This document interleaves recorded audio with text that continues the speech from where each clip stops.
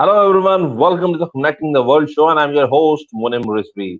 Today we had a guest, Miss Kalari Roberts, and she is from UK, but right now she is in Pakistan.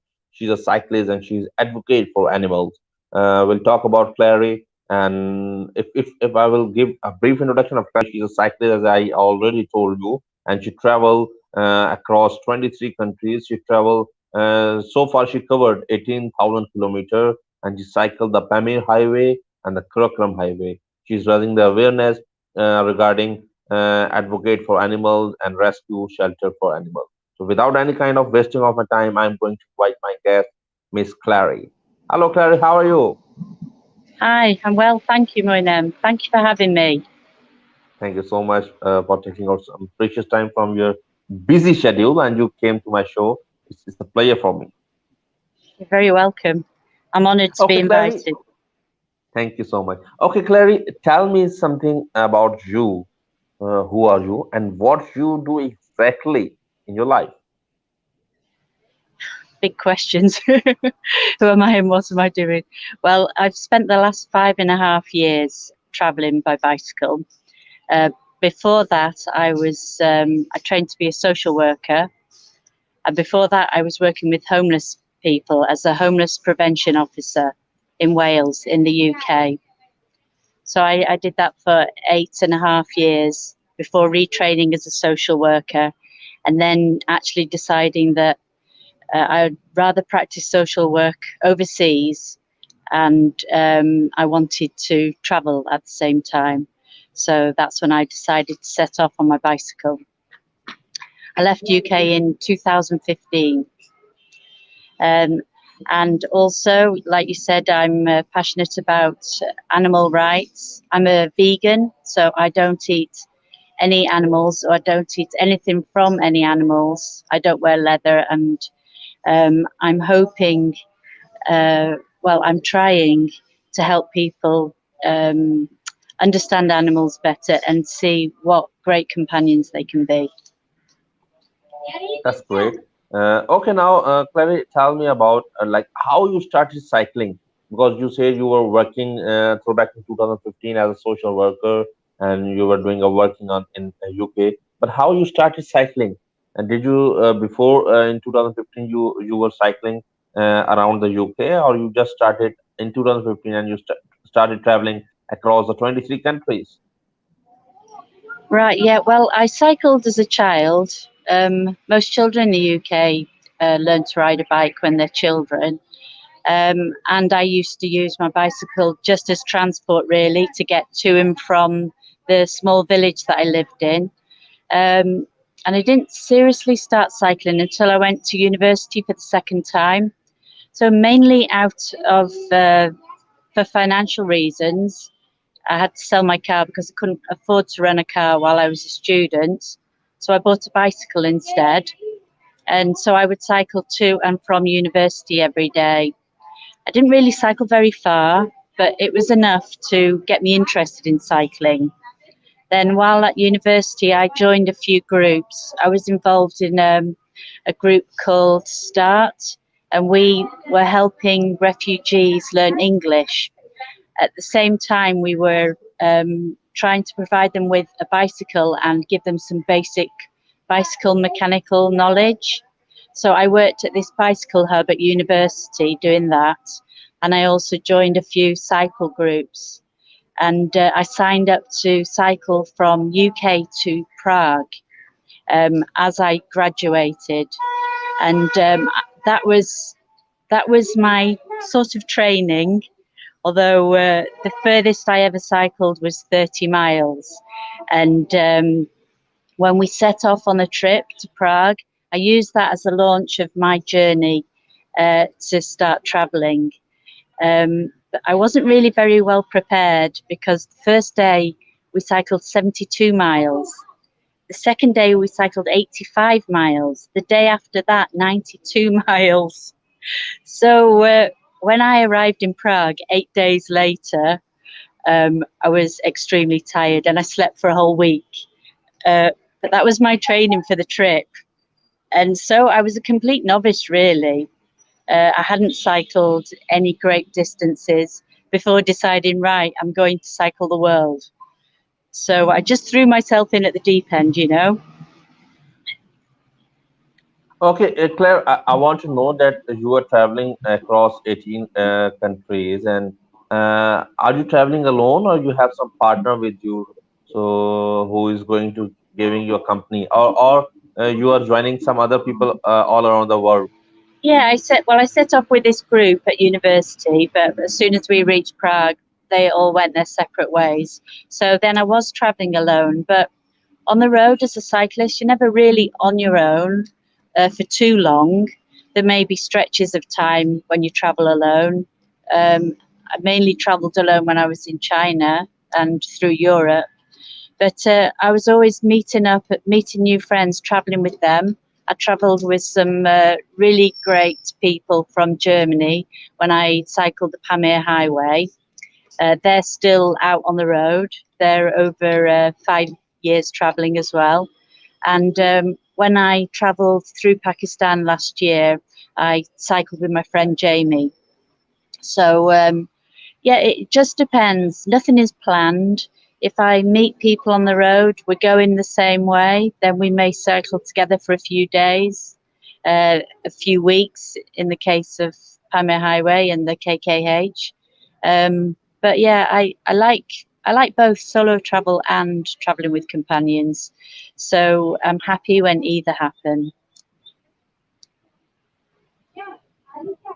That's great. Okay, now tell me one more thing. As you are traveling from 2015 till yet, you are still in the traveling. So how you are managing that? How you are earning something for living? Like if you are going to some other country, you need to stay in the hotel.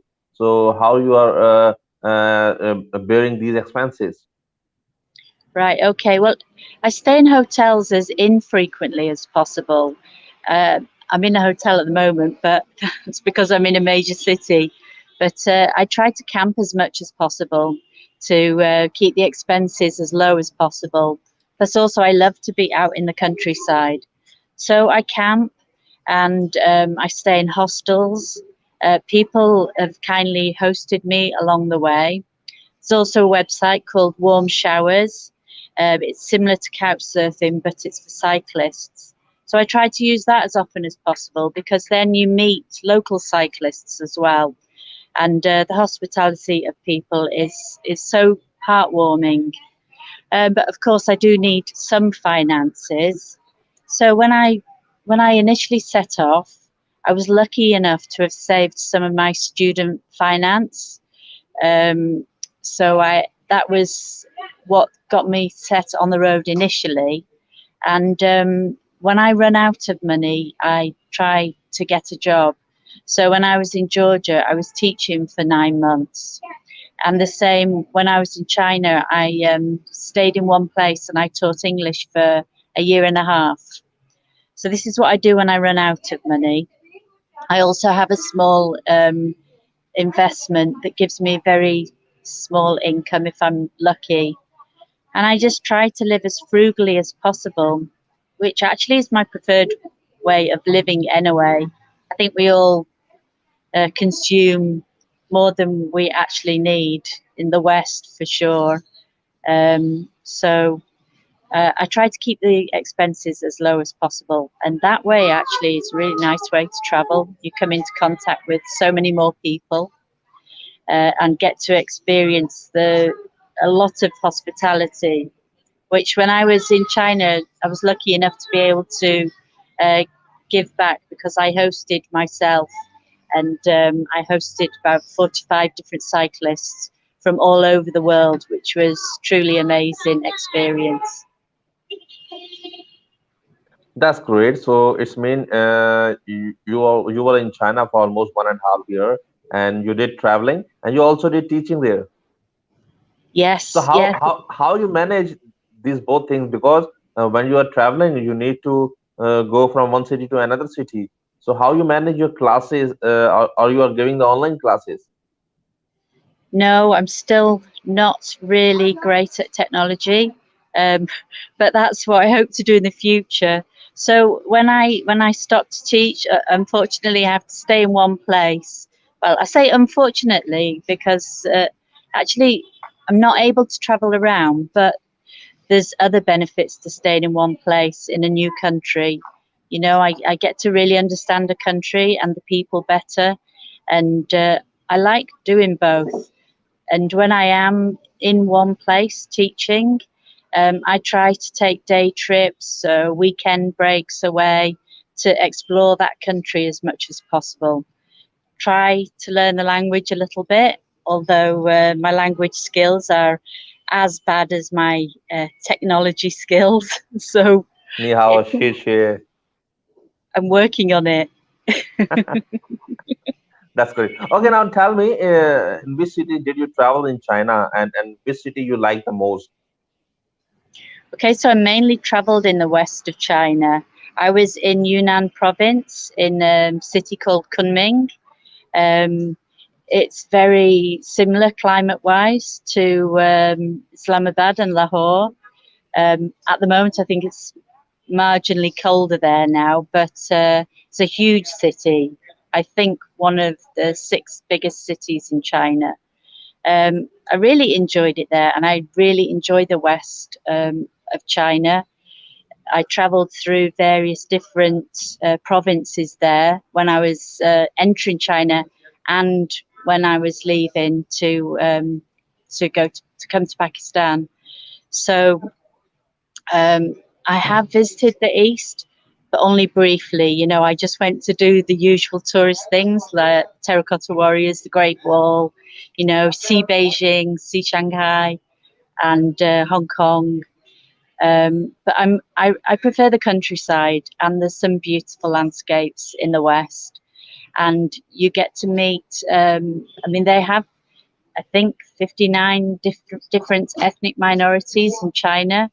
So you see people from all different types of backgrounds in the west. Um, and I One still more. one Sorry. more thing, one Mhm. more thing I need to ask. When you were traveling, so how you are going to communicate with them? Like they speak Chinese, most of them people can't speak English in China. So what was your communication barrier, and how you are doing communication with them? Yeah, well, that was a little bit of a culture shock for me because in most countries I'd been able to communicate in English, and like you say, in China, not as many people of a certain generation speak English. And when I first entered China, actually, I travelled with a young Chinese man for 2 weeks, and we could only understand two things that each other would say.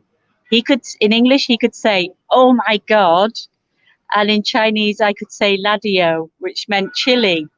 And um, but somehow we managed to communicate. Unlatia. We stayed on the road for 2 weeks together, and when we finally got to a city where we could, you know, use translation app, then we were asking each other all kinds of questions. So if I have Wi-Fi, I use these translation apps to speak to people. But in actual fact, the younger generation in China and I guess some of the more educated, wealthier people, they speak Chinese. They speak English. Sorry. Exactly. Um, so you can always find a child to communicate for you. Okay. Okay. Now tell me, you are in Pakistan from last 3 months. Which cities you travel right now? You explored, and what was your till now? What was your how was your experience? Okay, so yeah, this time in Pakistan, I've mainly been based in Lahore, but from Lahore, I've been going to visit various different places. So I spent a month up in Hunza. We travelled to Karimabad, Naran, Nanga, Ninapin, Sost. Uh, I really, really love Hunza, and I love the Hunzai people. Their hearts are so warm and they're so friendly. It's a beautiful part of Pakistan. I also went to the countryside to stay on a farm in Jalpana in Sagoda. Spent 3 beautiful weeks there. It was very, very relaxing. I like the pace of life there. It's kind of slow and laid back, and yeah, there's some beautiful sunsets there. The countryside is so gorgeous. And as I said, I've spent quite a lot of time in Lahore and Islamabad as well. I haven't got out and done too many tourist things yet, although I've joined a couple of cycling groups, the Critical Mass group from Shahid Cycle Hubs, his group, and Wonder Women. I've been cycling with some amazing women, um, and I've got to see quite a bit of the interior of Lahore and some of the countryside as well. So that's been amazing, but also there's so much more that I want to see. Um, and yeah, this week I'm going to SWAT to do a So what? survival course. SWAT, yes. So That's I'm going great, to do, and you will enjoy yeah, the weather conditions. yeah. I think it's going to be a little bit cold, but Yeah, I'm prepared. there is snowing there in Yeah, Sabah. and I believe we're going to be camping. Oh wow. So yeah, I know. I'm doing a survival course with Okay, Pakistan Primitive Survival course group. okay, So that's great. yeah, I'm really looking forward to that. And any further plans for of you to through cycling from Lahore or Islamabad to Karachi? Yes, yeah. Um, well, after SWAT, I'm hoping to go to visit Skardu. I want to see the winter desert. I won't go by bicycle up there. But yeah, when I get back to Lahore, I'm hoping to cycle to Karachi. So I would really love to find somebody to cycle with if there are any local cyclists who would love to join me. Um, there's a few ladies who are tentatively interested, so I'm hoping I can convince them to come along. But it would be really, really nice to cycle with some local people. So yeah, I mean, I'm a bit of a fair weather cyclist, so Lahore is getting a little bit chilly for me now, so that's why I've decided I want to explore South Pakistan now. I would love to go to Balochistan as well. I don't know how possible that is, but yeah, I mean there's so much beauty in Pakistan and so much yet to see. So if any of your viewers have any recommendations, I'd love to hear from anybody. Yeah, I'm really Sure. excited in South. I will try to connect with you some bicyclers who are doing bicycling from last a couple of years, and he's Right. too aged. Haji Khan Frosh, maybe you know. I will try to connect with you. He's doing cycling from a lot couple of years from last I think 10 to 15 years. He's traveling through his Yeah. bicycle, and he's not traveling on sports bicycle. He has some local kind of cycle if you saw in Lahore or Islamabad, maybe you saw, or maybe you saw in the Sawat too. So there is You these mean kind of the older bikes, the exactly, traditional bikes? Yeah, I've seen these. I like them a lot. Yeah, well, and then they are traveling my on bike, that bike, and that bicycle is too much heavy. yes. Well, my bicycle is also very heavy because I'm cycling on a steel bicycle. So I don't have a sport bike. When you're traveling long distance, you have to carry a lot of weight. So my bicycle has 7 bags on it, and the bicycle itself is very heavy, and I'm pretty heavy too. So yeah, somebody who who isn't on a sports cycle would be going similar speed to me, that would be great. That's great. Okay, Clary. Now let's talk about. I saw your a lot of posts on social media on Instagram and your Facebook pages regarding Hatchy. What is Hatchy? Why you are posting too much thing about who is Hatchy, and why you are posting too much about that? Right, Hatchy, I met Hatchy last year when I was walking up to Rakaposhi Base Camp. I met him with his human, Sunny, and yeah, he's a beautiful golden Labrador. We've done a lot of travelling together, and he was with us when we were travelling up in Hunza as well. He's such a gentle soul and such a beautiful dog. Sadly, 1 month ago, he disappeared. He was him and Sunny were at a tent pegging event, and um, Hatchie disappeared. We haven't seen him since. We don't know what's happened to him. There were 5,000 people at the event. We think possibly somebody may have taken him because nobody has seen him in the local area. Um, yeah, we've spent hours every day since his disappearance trying to share news of him on social media. I went travelling with Sunny's brother um, around Punjab, distributing leaflets. We're trying to raise awareness of his disappearance.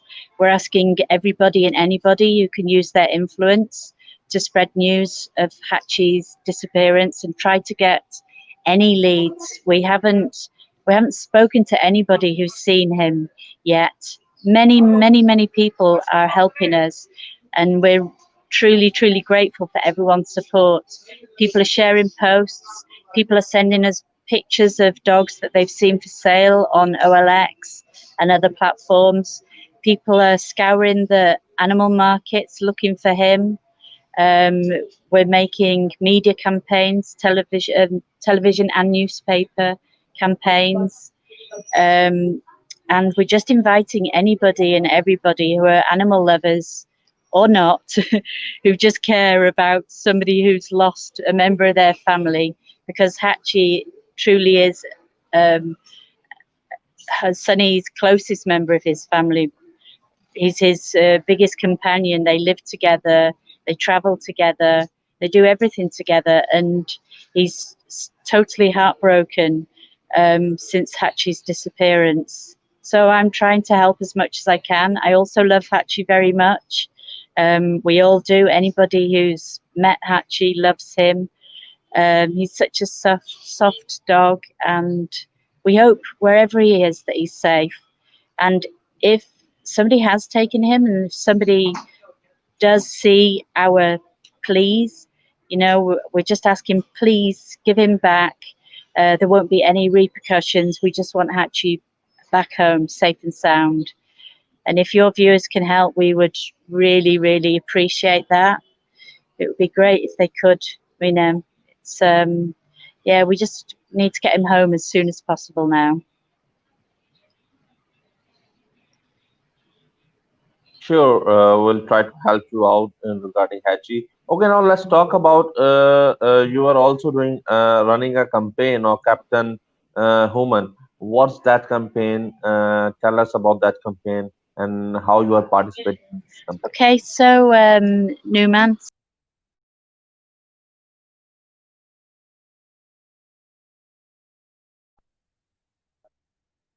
I think she lost the connection और जैसे ही वापस आती हैं I will try to connect her again.